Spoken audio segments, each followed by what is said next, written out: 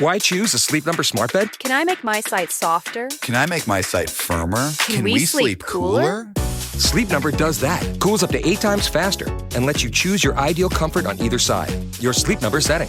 Enjoy personalized comfort for better sleep night after night. And now, max out your savings. The more you buy, the more you save on beds, bases, and more. Plus, get free home delivery on any smart bed with base. Limited time. Check it out at a Sleep Number store near you or at sleepnumber.com today.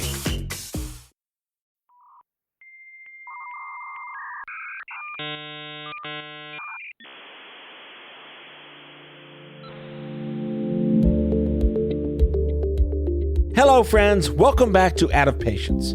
In the world of science, where logic is sacred and chaos is in charge, things fall apart for reasons no one writes down.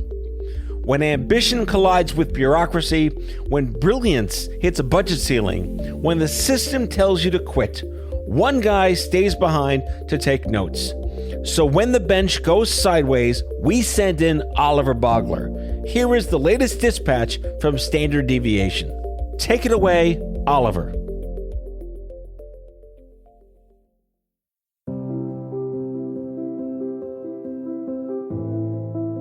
The science fiction author William Gibson likes to say, "The future is already here. It's just not evenly distributed." This is also true of healthcare. Even in wealthy countries like the US, there are significant disparities. These disparities often arise in large part from the kinds of social and structural conditions that shape our daily lives. Imagine two neighborhoods. In one, there are parks and sidewalks, grocery stores and restaurants, and safe streets. In the other, residents face a food desert, fast food, no places to walk or play, and concerns about crime and policing. Both communities face health risks, but the burden is not the same. Trying to understand why these inequities persist and developing effective remedies is what the discipline of health disparities is all about. Our story today is about one rising star in this field, Dr. Jamie Slaughter-Acey, an associate professor of epidemiology, and what happened to her research program.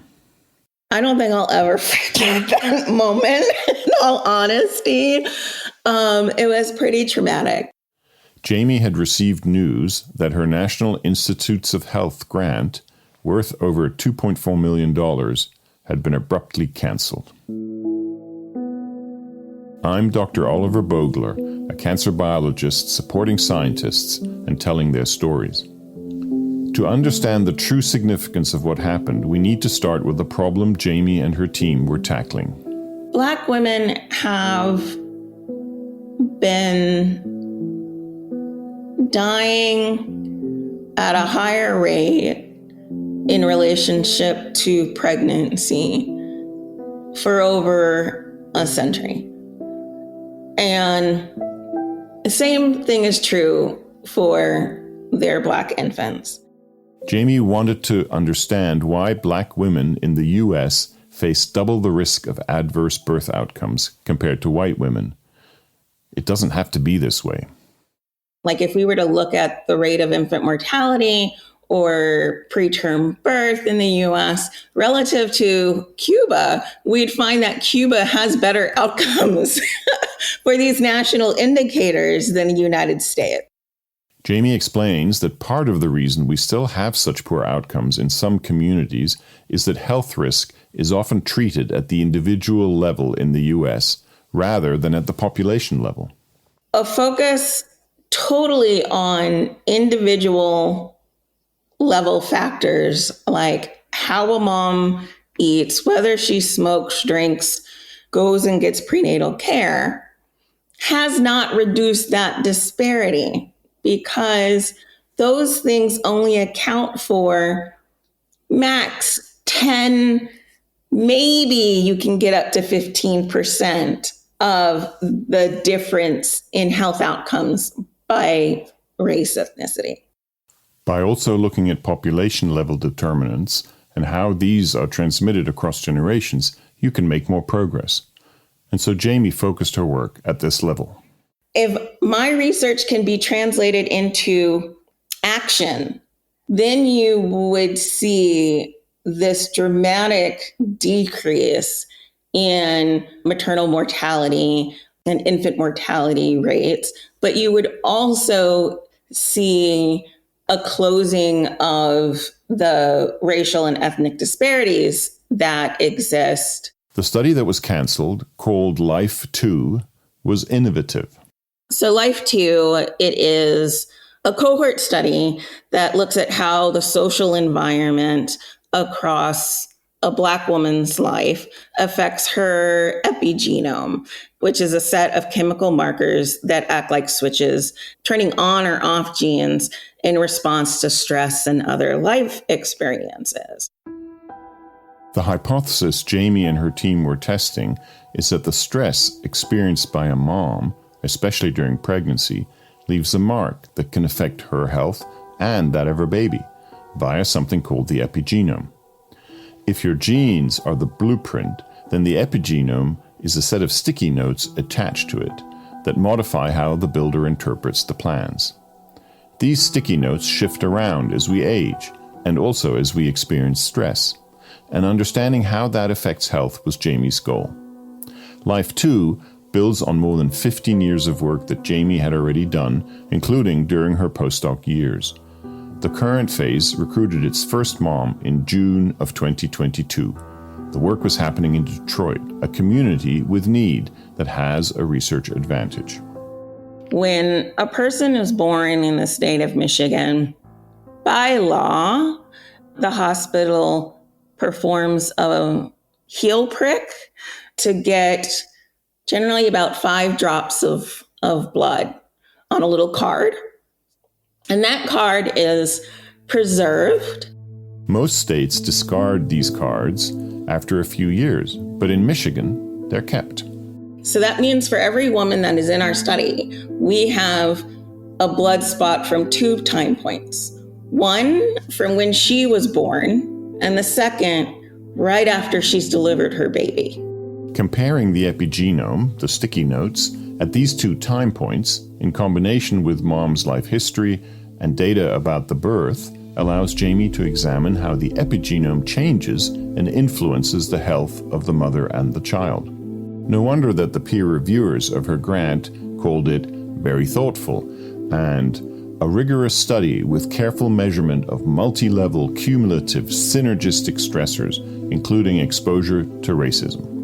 One of the powers of Jamie's study was that it was designed for respectful community engagement. One of the things that I've tried to do is give back and not just create science that takes from the community. We can design community-informed, community-engaged research in several ways. She also adopted a mindful approach to working with the participants in her study. And one of those ways is creating opportunities for bonding for mom and baby. Life 2 partnered with a Black-owned bookstore in Detroit and purchased 2 baby books for each mom, one from a local author. The study was making great progress, and the first interesting observations were being made. But then the unexpected happened. In March 2025, an email reached her at home. I had an email around 3:15, 3:30 saying, hey, can you give me a call if you have a minute? Which on a Friday, that never bears good news. Do you have a minute? The grants manager at the university had important information that she didn't want to put in an email. Jamie called her. She broke the news, at which point my heart sunk. But at the same time, there was also this switch inside me that wanted to fight for my study, right? So, as a person, you can have multiple feelings going on at the same time, and I had all the feelings, right? And so, initial feeling was like shock that we got a termination notice. When she received the forwarded notice, Jamie was appalled. It said that our study no longer met the agency's priorities and didn't promise to increase life expectancy, and called it diversity, equity, and inclusion work. Worse yet, the termination was immediate. So there was no warning, right? No way to prepare that your study was going to be terminated. The message was clear. The kind of vital system-level work Jamie and her colleagues were doing with Life 2 was no longer wanted. Like, I felt like my heart was ripped out. And because I'm not just an academic, right? I'm not just a researcher, but I'm also a mom and wife. Here I am trying to fight off tears. It was outside of the birth of my child, the most emotional moment I've ever had in my life. The emotions were so strong, except it wasn't about joy, right? And that I felt when my daughter was born. It was such loss. Jamie also couldn't help but notice another chilling aspect of the termination letter. Using civil rights language meant to protect all of us in this country, but especially those groups that have been historically discriminated against or treated unfairly. I don't even know high five words for it. Like, infuriating is not good enough. Upsetting is not good enough. Devastating is not good enough. Jamie was also immediately concerned about her team members, especially her students who were learning to conduct respectful and responsive epidemiological research under her guidance. And of course, the moms. The loss of the voices, the stories, the lived experiences that they had shared with us. This all happened on a Friday afternoon. Jamie's daughter was waiting for her mom to take her to a friend's house.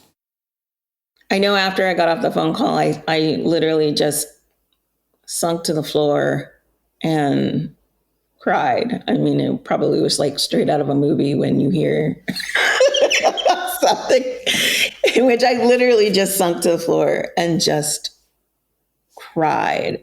And then I had to pick myself up and I had to go and drive my child to that sleepover. Jamie decided to take action. She posted her story on LinkedIn and it spread like wildfire. At the time of termination, the team had collected data and blood spots on many of the planned 550 participants, but by no means all. Jamie's now trying to raise funds to allow her to complete the study. A link to her website is in the show notes. She's also determined to continue her work. You get into research, generate knowledge that's actionable, and that's what I hope to continue to do and find ways to train that next generation. To help her get through the emotional turmoil of what had happened, Jamie turned to her art. She had some photographs of Rodin sculptures from a recent trip to the North Carolina Museum of Art. And one was of a woman carrying like this rock. And it was like burden, representing burden. And so I just looked at that picture and I just started sketching. It just resonated with me. And it captures every essence of what I was feeling on March 21st, the weight of what I was having to carry in figuring out how not to break a promise to the people who agreed to enroll into this study, the promise that I had made to myself as a person way, way back, over 25 years ago, right? When they decided to get into public health and maternal and child health was that place that I was going to focus on. Yeah, it very, very heavy experience. This is Oliver Bogler with Standard Deviation on the Out of Patients Podcast Network.